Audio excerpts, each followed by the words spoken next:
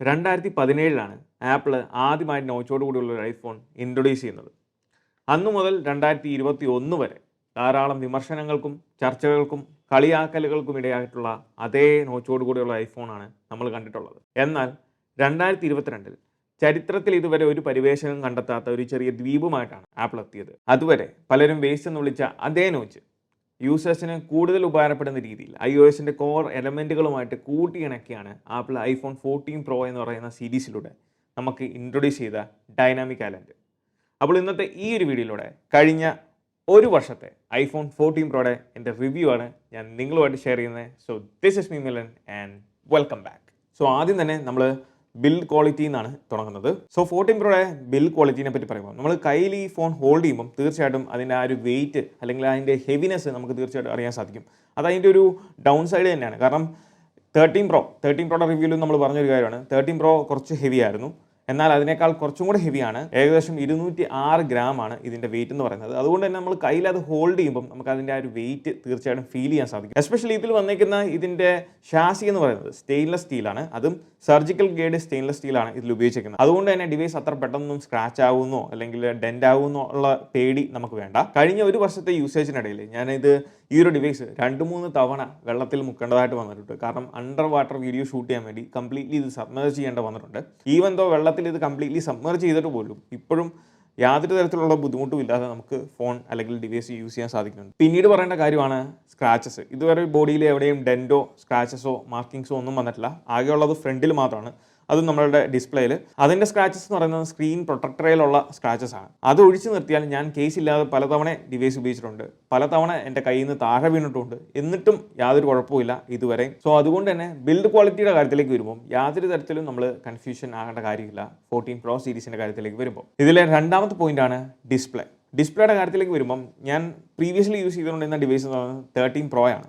So 13 Proയിൽ നിന്ന് 14 Proയിലേക്ക് വന്നപ്പം ആദ്യം എനിക്ക് നോട്ടീസ് ചെയ്ത ഒരു കാര്യം എന്ന് പറയുന്നത് ഇതിൻ്റെ ബെസൽസ് ആണ്. അതായത് ഡിസ്പ്ലേയുടെ ചുറ്റിനുമുള്ള ആ ഒരു ബെസൽസ് 13 Pro ആയിട്ട് കമ്പയർ ചെയ്യുമ്പം തീർച്ചയായിട്ടും കുറച്ചും കൂടെ സ്ലൈറ്റ്ലി തിന്നർ ആയിട്ടുള്ള ബെസൽസ് ആണ് 14 Proയിൽ ആപ്പിൾ കൊടുത്തേക്കുന്നത്. രണ്ടാമത്തെ കാര്യം ഇതിൻ്റെ ആക്ച്വൽ ഡിസ്പ്ലേ തന്നെയാണ്.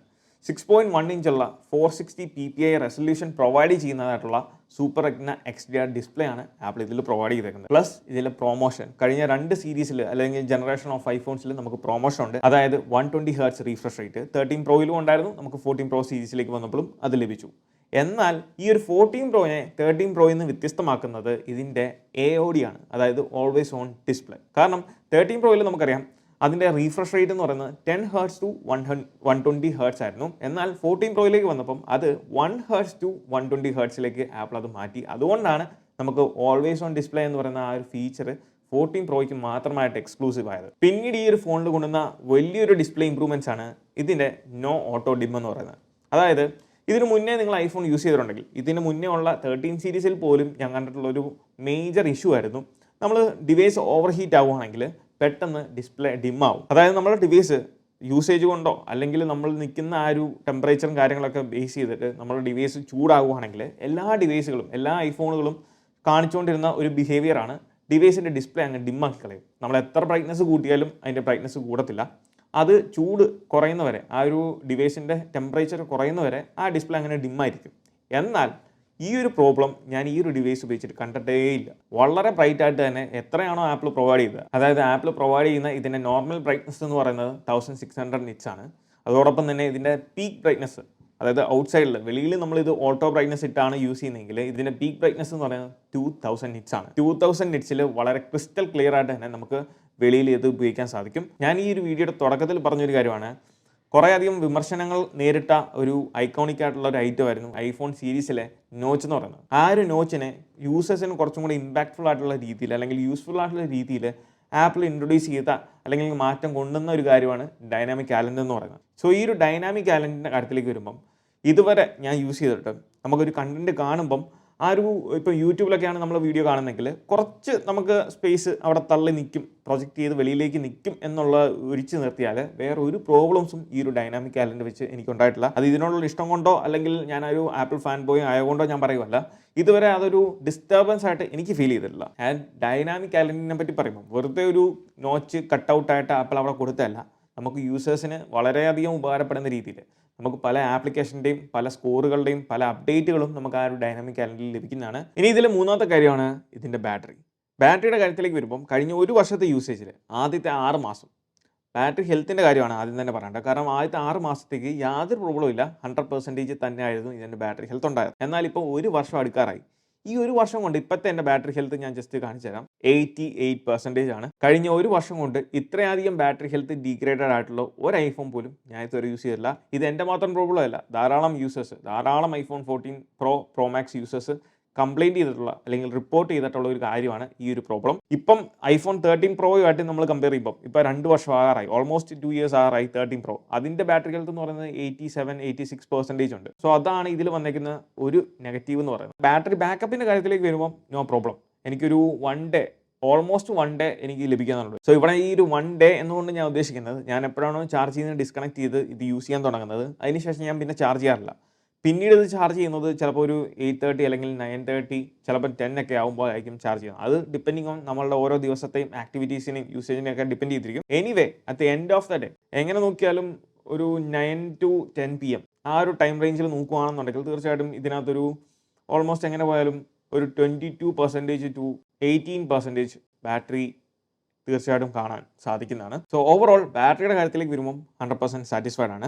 A16 Bionic എന്ന് പറഞ്ഞ ആ ഒരു ചിപ്പിൻ്റെ എഫിഷ്യൻസിയാണ് അവിടെ പ്രൂവ് ചെയ്യുന്നത്. സോ അത് തന്നെയാണ് നമ്മളെ ഇതിൻ്റെ 4ാമത്തെ പോയിന്റിലേക്ക് എത്തിക്കുന്നത്, പെർഫോമൻസിൻ്റെ കാര്യത്തിലേക്ക് വരുമ്പം A16 പ്ലസ് 6GB RAM ആണ് നമ്മുടെ iPhone 14 Pro and 14 Pro Max ഡിവൈസുകളിൽ വരുന്നത്. സോ ഒരു ആവറേജ് യൂസറിനെ സംബന്ധിച്ചിടത്തോളം നിങ്ങളൊരു 13 യൂസ് ചെയ്തിട്ടാണ് 14ലേക്ക് വരുന്നതെങ്കിൽ അല്ലെങ്കിൽ 14 Proയിലേക്ക് വരുന്നതെങ്കിൽ നിങ്ങൾ വലിയ ഡിഫറൻസ് ഒന്നും കാണാൻ സാധിക്കത്തില്ല. തീർച്ചയായിട്ടും ഡേ ടു ഡേ ലൈഫിൽ വലിയ ഡിഫറൻസ് ഒന്നും ഈ ഒരു A16 അല്ലെങ്കിൽ A15 തമ്മിൽ കാണാൻ സാധിക്കത്തില്ല. എന്നാൽ നിങ്ങളൊരു iPhone 10s, 11 Pro, 12 Pro ഇതുപോലുള്ള ഡിവൈസിൽ നിന്നാണ് നിങ്ങൾ വരുന്നതെങ്കിൽ തീർച്ചയായിട്ടും ഇതിലേക്ക് വരുമ്പം ഇതിൻ്റെ A16ൻ്റെ ആ ഒരു പവർ അല്ലെങ്കിൽ ആ ഒരു പെർഫോമൻസ് നിങ്ങൾക്ക് തീർച്ചയായിട്ടും വിസിബിൾ ആണ്. Especially when it comes to ഗെയിമിങ്ങിലേക്ക് വരുമ്പം ഇതിൻ്റെ ഈ ഒരു എഫിഷ്യൻസി ഉള്ളതുകൊണ്ട്, ഈ ഒരു ബാറ്ററി എഫിഷ്യൻസി ഉള്ളതുകൊണ്ട് തന്നെ നമുക്ക് ആ ഒരു ഗെയിം ഡ്യൂറേഷൻ അല്ലെങ്കിൽ ആ ഒരു ബാറ്ററി ബാക്കപ്പ് തരുന്നത് തന്നെ നമുക്ക് വ്യത്യാസമായിരിക്കും. അതോടൊപ്പം തന്നെ അതിൻ്റെ പെർഫോമൻസിൽ നമുക്ക് യാതൊരു തരത്തിലുള്ള ലാഗോ സ്റ്റട്ടറിങ്ങോ ഒന്നും നമുക്ക് ഫീൽ ചെയ്യാൻ പോകുന്നില്ല. ആൻഡ് നിങ്ങൾ എന്തെങ്കിലും വീഡിയോ ഒക്കെ എഡിറ്റ് ചെയ്യുന്നുണ്ട്, അതിൻ്റെ റെൻഡറിങ് സ്പീഡിലേക്ക് വരുമ്പം ഫോട്ടോ എഡിറ്റിങ് അതൊക്കെ വളരെ പെർഫോമൻസ് വ്യത്യാസം നമുക്ക് ഈ പറഞ്ഞ ഡിവൈസുകളുമായിട്ട് 12 സീരീസ് മുതലുള്ള എല്ലാ ഡിവൈസുകളുമായിട്ട് കമ്പയർ ചെയ്യുമ്പോൾ നമുക്ക് തീർച്ചയായിട്ടും വളരെ വിസിബിളാണ് 14 പ്രോയിലേക്ക് വരുമ്പോൾ. ഇതിനോടൊപ്പം കൂട്ടിച്ചേർക്കേണ്ട മറ്റൊരു കാര്യമാണ്, എനിക്ക് ഫീൽ ചെയ്തൊരു കാര്യമാണ്, അറ്റ്ലീസ്റ്റ് ആപ്പിൾ ഇതിൻ്റെ പ്രോ സീരീസിൽ അതിൻ്റെ ബേസിക് സ്റ്റാർട്ടിംഗ് സ്റ്റോറേജ് എന്ന് പറയുന്നത് ഒരു 256GB എങ്കിലും പ്രൊവൈഡ് ചെയ്യുക എന്നുള്ളത്. അതിൻ്റെ കാരണം എന്താണെന്ന് വെച്ചാൽ അതാണ് നമ്മളെ ഇതിൻ്റെ 5ാമത്തെയും ഫൈനൽ പോയിന്റിലേക്ക് എത്തിക്കുന്നത്, ഇതിൻ്റെ ക്യാമറയുടെ കാര്യത്തിലേക്ക് വരുമ്പം 48 മെഗാപിക്സലിൻ്റെ മെയിൻ ക്യാമറയാണ് ആപ്പിൾ കൊടുത്തേക്കുന്നത്. അതായത് ഇതിൻ്റെ സ്റ്റാൻഡേർഡ് വൈഡ് ലെൻസ് എന്ന് പറയുന്നത് അല്ലെങ്കിൽ സെൻസർ എന്ന് പറയുന്നത് 48 മെഗാപിക്സലാണ്. സോ ആ ഒരു 48 മെഗാപിക്സലിൽ നമുക്കറിയാം റോ ഫോട്ടോ എടുക്കാം, റസ് വീഡിയോസ് എടുക്കാൻ സാധിക്കും. സോ ഇങ്ങനെയുള്ള രീതിയിൽ നമ്മൾ വളരെ ഡീറ്റെയിലിങ്സ് കൂടിയിട്ടുള്ള ഫോട്ടോസ് എടുക്കുമ്പം അതിൻ്റെ മിനിമം സൈസ് വരുന്നത് ഒരു 60 to 80 MB ആണ് ഒരു ഫോട്ടോയുടെ സൈസ് വരുന്നത്. സോ അങ്ങനെ നമ്മളൊരു 2-4 വർഷമൊക്കെ ഈ ഒരു ഡിവൈസ് ഉപയോഗിക്കുമ്പം 256GB എന്ന് പറയുന്നത് നമുക്ക് ഒട്ടും വെർത്തല്ലാതെ തോന്നും. സോ പ്രോ ഡിവൈസിൽ എടുക്കുന്നുണ്ടെങ്കിൽ തീർച്ചയായിട്ടും നിങ്ങൾ അറ്റ്ലീസ്റ്റ് ഒരു 256GB സ്റ്റോറേജ് ഉള്ളത് എടുക്കുക. അറ്റ്ലീസ്റ്റ് ആപ്പിൾ അത് പ്രൊവൈഡ് ചെയ്യുന്നത് സ്റ്റാർട്ടിംഗ് ബേസിക് സ്റ്റോറേജ് എന്ന് പറയുന്നത് 256 ആക്കുക എന്നുള്ളതാണ്. ഇനി ഈ പറഞ്ഞ 48 മെഗാപിക്സൽ നമുക്ക് അത്ര വലിയ ചേഞ്ച് ഉണ്ട ഒരു സംഭവമാണോ എന്ന് ചോദിച്ചാൽ തീർച്ചയായിട്ടും വളരെ വിസിബിളാണ്. എസ്പെഷ്യലി ഫോട്ടോയുടെ കാര്യത്തിലേക്ക് വരുമ്പം ഡീറ്റെയിലിങ്സ് നമുക്ക് അടിപൊളി ഡീറ്റെയിലിങ്സ് റിക്കവർ ചെയ്തെടുക്കാൻ സാധിക്കും. നിങ്ങൾ വളരെ പ്രൊഫഷണൽ അല്ലെങ്കിൽ ഫോട്ടോഗ്രാഫിക്ക് കൂടുതൽ ഇമ്പോർട്ടൻറ്റ് കൊടുക്കുന്ന ഒരു വ്യക്തിയാണെന്നുണ്ടെങ്കിൽ തീർച്ചയായിട്ടും ഈ ഒരു 48 മെഗാപിക്സൽ നിങ്ങൾക്ക് വെർത്താണ്. കാരണം നമ്മൾ എടുക്കുന്ന ഫോട്ടോസിൻ്റെ നമുക്കതിനെ എടുത്ത ഫോട്ടോനെ നമുക്ക് വീണ്ടും ക്രോപ്പ് ചെയ്യാം, റീസൈസ് ചെയ്യാം. അതിൻ്റെ ഡീറ്റെയിലിങ്സ് നിങ്ങൾ പ്രോ മോഡിലിട്ടാണ് ഫോട്ടോ എടുക്കുന്നതെങ്കിൽ നമുക്ക് പോസ്റ്റ് പ്രൊഡക്ഷനിലേക്ക് വരുമ്പോൾ നമുക്ക് അതിൻ്റെ ഡീറ്റെയിൽസ് റിക്കവർ ചെയ്യാം. അതോടൊപ്പം എഡിറ്റിങ്ങിനെ കുറച്ചും കൂടെ വേറൊരു ലെവലിലേക്ക് കൊണ്ടുപോകാൻ സാധിക്കും ഈ ഒരു 48 മെഗാപിക്സലിൻ്റെ സെൻസറിന് തീർച്ചയായിട്ടും. പിന്നീട് ഫ്രണ്ട് ഫേസിങ് ക്യാമറയിലേക്ക് വരുമ്പോഴാണ് ഈ വർഷം നമുക്കൊരു അഡ്വാൻറ്റേജ് ലഭിക്കുന്നത്, അതായത് ഓട്ടോ ഫോക്കസിങ്. ആദ്യമായിട്ട് iPhoneൽ 14 സീരീസിലാണ് ആപ്പിൾ ഓട്ടോ ഫോക്കസിങ് എനേബിൾ ആയിട്ടുള്ള front facing camera Apple provide ചെയ്യുന്നത്. സോ അത് ഒരു അഡ്വാൻറ്റേജ് തന്നെയാണ്. അതോടൊപ്പം തന്നെ നമ്മൾ സെൽഫീസ് എടുക്കുമ്പം ഇതിൻ്റെ വൈഡ് ഓപ്ഷൻ നമുക്ക് ഫ്രണ്ട് ക്യാമറയിൽ കുറച്ചും കൂടെ ഏരിയ കവർ ചെയ്യുന്ന രീതിയിലുള്ള ആ ഒരു വൈഡ് ആംഗിൾ വ്യൂ വളരെ ഉപകാരപ്രദമായിട്ട് പല അവസരങ്ങളിലും എനിക്ക് തോന്നിയിട്ടുണ്ട്. സോ അതൊരു പ്ലസ് പോയിന്റ് തന്നെയാണ്. പിന്നീട് ഇതിൻ്റെ ക്യാമറ ബമ്പിൻ്റെ കാര്യം പറയുമ്പോൾ നമുക്കറിയാം ബാക്കിൽ ഇതിൻ്റെ ക്യാമറ ബമ്പാണ് 14 പ്രോയുടെ ക്യാമറ ബമ്പാണ് ഏറ്റവും ലാർജസ്റ്റ് ബമ്പ് കമ്പയറിംഗ് ടു അതിൻ്റെ പ്രൊഡസസർ ആയിട്ടുള്ള 13, 12, 11 ഒക്കെ ആയിട്ട് കമ്പയർ ചെയ്യുമ്പോൾ ആ ഒരു ഒറ്റ ക്യാമറ ബമ്പ് തന്നെ ആ ഒരു ഡിവൈസിന് ഓവറോൾ വേറൊരു ഹെവി ഫീലിംഗ് ആണ് കൊടുക്കുന്നത്. അത് തീർച്ചയായിട്ടും നമുക്ക് വിസിബിൾ ആണ്. ഒരു 13 ആണോ 14 ആണോ ഒരാളുടെ കയ്യിലിരിക്കുന്നത് എന്നുള്ളത് നമുക്ക് വളരെ പെട്ടെന്ന് തന്നെ തിരിച്ചറിയാൻ സാധിക്കുന്ന മറ്റൊരു കാര്യമാണ്. ഇതിൽ ക്യാമറയുടെ കാര്യം പറയുമ്പോൾ പലരും മിസ്സാക്കുന്ന ഒരു പോയിന്റാണ് ഇതിൻ്റെ ലൈഡാർ സെൻസർ, അതായത് ട്രൂ ഡെപ്ത് സെൻസർ. 14 പ്രോയിലേക്ക് വന്നപ്പം ആപ്പിൾ കുറച്ചും കൂടെ ഇംപ്രൂവ്ഡ് ആയിട്ടുള്ള അല്ലെങ്കിൽ നെക്സ്റ്റ് ജനറേഷൻ ലൈഡാർ സെൻസറാണ് ആപ്പിൾ ഇതിൽ പ്രൊവൈഡ് ചെയ്തിരിക്കുന്നത്. അതിൻ്റെ പ്രത്യേകത എന്ന് പറയുന്നത് നമ്മൾ ചില ഫോട്ടോസ് എടുക്കുമ്പോൾ എഡ്ജ് ഡിറ്റക്ഷൻ എന്ന് പറയുന്നത് വളരെ പക്കായിട്ടുണ്ട്. സോ ഓവറോൾ പോർട്രേറ്റ് മോഡിലൊക്കെ എഡ്ജ് ഡിറ്റക്ഷൻ്റെ കാര്യത്തിലേക്ക് വരുമ്പോൾ കുറേയധികം ഇംപ്രൂവ്മെൻറ്റ്സ് ഫോട്ടോഗ്രാഫിയുടെ കാര്യത്തിൽ ആപ്പിൾ ഈ ഒരു ഡിവൈസിൽ 14 പ്രോ എന്ന് പറയുന്ന ഡിവൈസിൽ കൊണ്ടുവന്നിട്ടുണ്ട്. പിന്നീട് പറയേണ്ടത് ഇതിൻ്റെ വീഡിയോഗ്രാഫിയാണ്. വീഡിയോയുടെ കാര്യത്തിൽ നമുക്കറിയാം ഐഫോൺ എന്നുള്ള പേര് പറയുമ്പം ആദ്യം എല്ലാവരുടെയും മനസ്സിൽ വരുന്ന ഒറ്റൊരു ഫീച്ചറാണ് വീഡിയോഗ്രാഫി. സോ വീഡിയോയുടെ കാര്യത്തിൽ അന്നും ഇന്നും എന്നും ഐഫോൺ തന്നെയാണ് മെയിൻ. പിന്നീട് ക്യാമറയിൽ എനിക്ക് ഫീൽ ചെയ്ത ഒരു ഡൗൺ സൈഡാണ് ഇതിൻ്റെ ഫോക്കൽ റേഞ്ച്. ഇപ്പം 13 കമ്പയർ ചെയ്യുമ്പം നമുക്ക് കുറച്ചും കൂടെ ക്ലോസ് ആയിട്ട് സബ്ജക്റ്റുകളുടെ ഫോട്ടോസ് നമുക്ക് എടുക്കാൻ അല്ലെങ്കിൽ അതിനെ ഫോക്കസ് ചെയ്യാൻ സാധിക്കുന്നതാണ്. ക്ലോസ് റേഞ്ചിൽ വന്നാൽ പോലും നമുക്ക് നോർമൽ വൈഡ് സെൻസറിൽ അല്ലെങ്കിൽ വൈഡ് ആംഗിളിൽ നമുക്ക് കാര്യങ്ങൾ ഫോക്കസ് ചെയ്യാം. എന്നാൽ 14 പ്രോയിലേക്ക് വന്നപ്പം, അതായത് 13 പ്രോയിൽ ഇത്ര അടുത്ത് നമുക്ക് ഫോട്ടോ എടുക്കാമെങ്കിൽ ഇതിൽ കുറച്ചും കൂടെ മാറ്റി പിടിച്ചാലേ ഉള്ളൂ അല്ലെങ്കിൽ അകത്ത് പിടിച്ചാലേ ഉള്ളൂ നമുക്ക് ഫോട്ടോസ് എടുക്കാൻ സാധിക്കുള്ളൂ. സോ ആ ഒരു ഫോക്കൽ റേഞ്ച് കാര്യമായിട്ടുള്ള ഒരു ഡിഫറൻസ് ഇതിൽ വന്നിട്ടുണ്ട്. പിന്നീട് എൻ്റയർ 14 ലൈനപ്പിലേക്ക് വരുമ്പോൾ നമുക്ക് എടുത്തു പറയേണ്ട ഒരു അഡ്വാൻറ്റേജ് ആണ് ആക്ഷൻ മോഡ്. വളരെ സ്റ്റേബിൾ ആയിട്ടുള്ള, അതായത് നിങ്ങളൊരു ഗിംബിൾ ഉപയോഗിച്ച് ഒരു വീഡിയോ ഷൂട്ട് ചെയ്യുമ്പോൾ എങ്ങനെയാണോ ലഭിക്കുന്നത് അത്രയ്ക്കും സ്മൂത്ത് ആയിട്ടുള്ള സ്റ്റേബിൾ ആയിട്ടുള്ള ഫൂട്ടേജ് ആണ് നമ്മൾ ഓൺ ആക്ഷൻ, അതായത് ആക്ഷൻ മോഡ് എന്ന് പറയുന്നത്. അതോടൊപ്പം തന്നെ എടുത്തു പറയേണ്ടത് ഇതിൻ്റെ ക്യാമറ സിനിമാറ്റിക് മോഡ് 1080p റെസൊല്യൂഷനിലായിരുന്നു ആപ്പിൾ 13 ലൈനപ്പിലേക്ക് വന്നപ്പം ഇൻട്രൊഡ്യൂസ് ചെയ്തത്. എന്നാൽ 14 ലൈനപ്പിലേക്ക് വന്നപ്പം ആപ്പിൾ അത് 4K റെസൊല്യൂഷനിലേക്ക് അല്ലെങ്കിൽ 4K സപ്പോർട്ട് ചെയ്യുന്ന സിനിമാറ്റിക് മോഡാക്കി ആപ്പിൾ അപ്ഗ്രേഡ് ചെയ്തിട്ടുണ്ട്. സോ സിനിമാറ്റിക് മോഡും അടിപൊളി തന്നെയാണ്. ഇതിനകത്ത് കിട്ടുന്ന ഔട്ട്പുട്ട് ഞാൻ പറഞ്ഞ പോലെ ഓൾറെഡി വീഡിയോയുടെ കാര്യത്തിൽ നമുക്ക് വേറെ ഒന്നും വെല്ലാനില്ല. സോ ആ ഒരു വീഡിയോ ഫീച്ചേഴ്സ് എല്ലാം തന്നെ ആപ്പിൾ ഇതിൽ ഇംപ്രൂവ് ചെയ്തിട്ടുണ്ട്. സോ ഇത്രയും കാര്യങ്ങളാണ് 14 പ്രോനെ പറ്റിയുള്ള 5 പോയിന്റ്സ് എന്ന് പറയുന്നത്.